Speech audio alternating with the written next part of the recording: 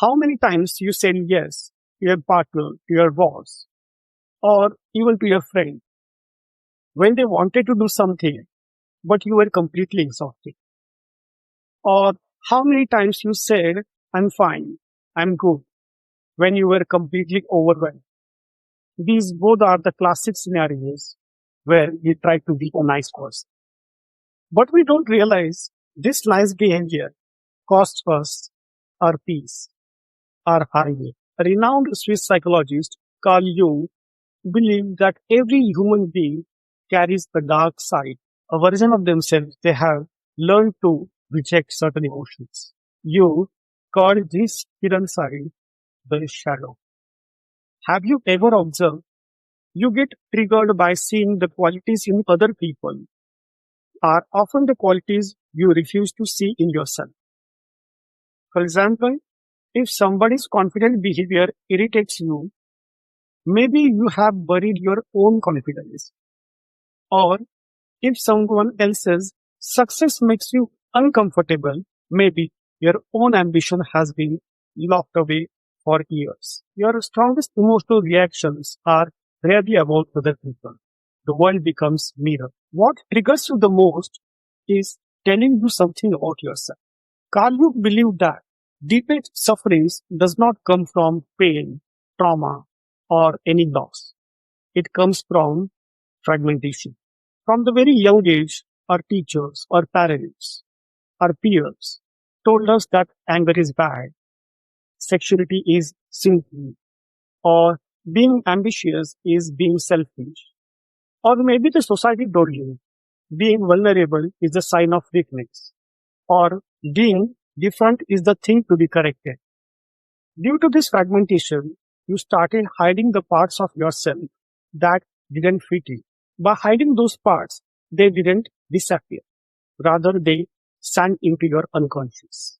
And therefore, Carl Jung observed, until you make the unconscious conscious, it will direct your life and you will call it a fate.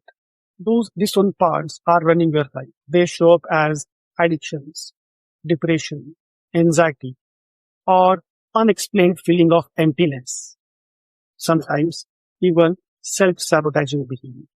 So the journey of becoming yourself does not start by achieving more titles, does not start by collecting more achievements. Rather, it starts from embracing those hidden parts by tapping into your unconscious feelings and confronting them. Let's start something Jung called the persona. Imagine you're an actor. Every morning you wake up, you put on a costume, memorize your lines, and perform all day.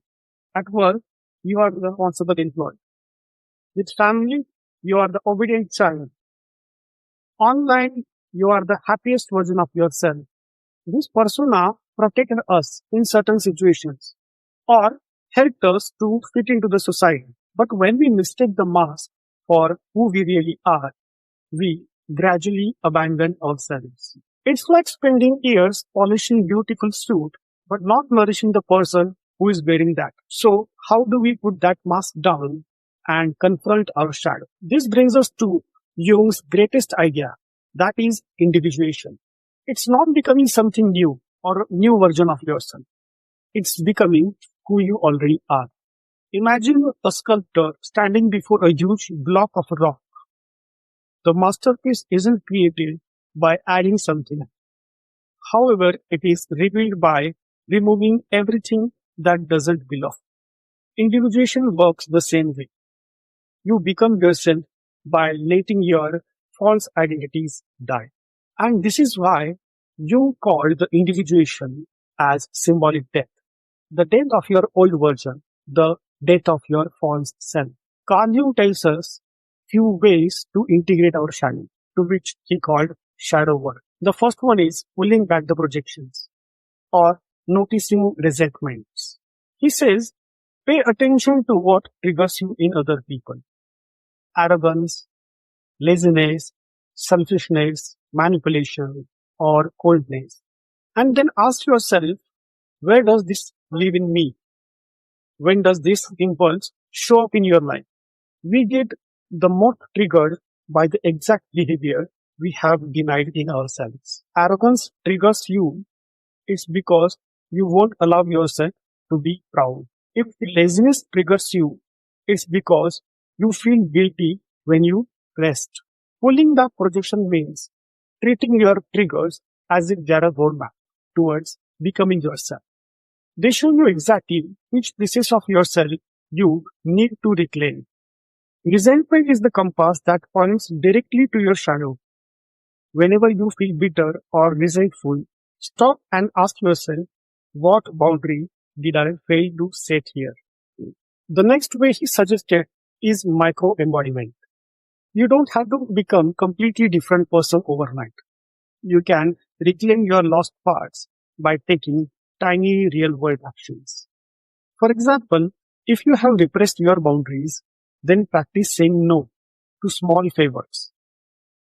If you find difficult to be vulnerable, then start with telling a friend one thing that is bothering you or you are struggling with.